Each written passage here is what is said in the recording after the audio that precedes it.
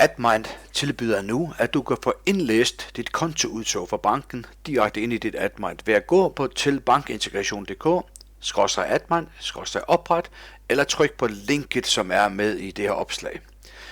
Når du kommer ind på bankintegrationen, skal du oprette din profil ved at vi accepterer og går til næste.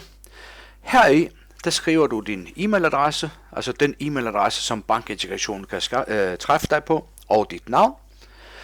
Og så trykker vi på næste.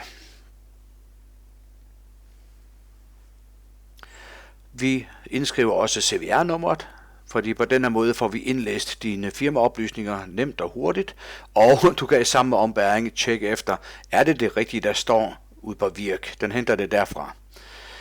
Vi vælger næste, og så skal du vælge den adgangskode, som du skal bruge, når du skal logge dig på bankintegration fremover. Det skal du nemlig lige om lidt.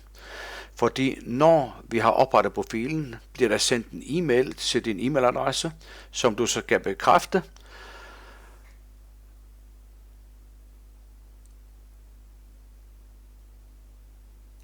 Og når man har bekræftet den e-mailadresse, logger vi ind og trykker her for at tilføje selve bankaftalen. Open Banking, det er det her gratis noget, som gør, at du kan se dine kontoudtog. Du kan ikke betale regninger, men du kan se dine kontoudtog. Vi får en liste af alle de banker, der er med i det her, og du vælger den bank, der passer til dig. I det her tilfælde var det Sparekassen Danmark, og alt efter hvad det er for en bank, man har valgt, så vil det her vindue se forskelligt ud. Men fælles for dem alle sammen er, at vi skal vælge, hvordan er det, vi vil autorisere.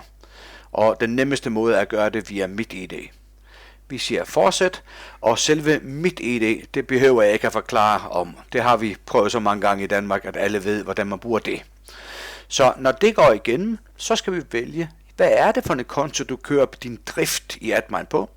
Den vælger vi for at koble den op imod bankintegrationen. Det er nu oprettet. Du kan se, at vi har en bankkonto, og vi kan ikke gennemføre betalinger, men vi kan se vores kontoudtog. Vi skal lige bekræfte, at det er Admind, der er knyttet til den her aftale. Så vi går ind på konto, og i kontoen, der er der en fane, der hedder ERP-system. Der tjekker vi efter, om Admind er valgt. Det var det ikke i det her tilfælde, så vi vælger Admind og tilføjer den. Vi skal lige tilbage til kontooversigten, fordi at vi skal lige bruge den her kode her. Den skal vi bruge første gang, vi indlæser en kontoudtog i Admind. Så vi kopierer den her, og vi kopierer den til senere brug. Jeg vender tilbage til den. Kopier. Og så er vi klar til at gå over i Admind. Vi går til opsætning, generel opsætning. Der er der en fane, der hedder betalinger, fordi det er herinde, du skriver dit banknavn, eller navnet på din driftskonto.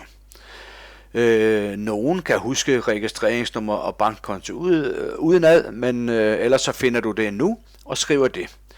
Bankintegrations-ID, det er den e-mailadresse, du brugte lige før, da du oprettede dig over hos Bankintegration. Det er den, der ligesom binder dig sammen med den. Når den er blevet lavet, så er vi klar til at starte vores bankafstemning.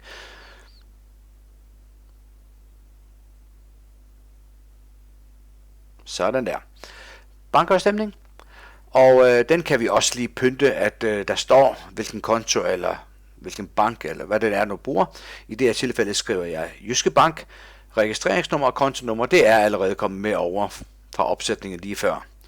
Så vi går altså til bankafstemning.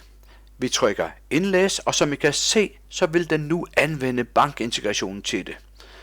Vi vælger en fra-dato og en til-dato, og hernede, der skal vi så bruge den der kode, som vi kopierede før. Den sætter vi ind, og så trykker vi OK, og så vil Admind hente dine kontoudtog for den valgte periode. Vupti, så er de kommet ind, og du er sådan set klar til at afstemme din bank. Det har vi en anden video, der viser, hvordan man gør på informationssiden.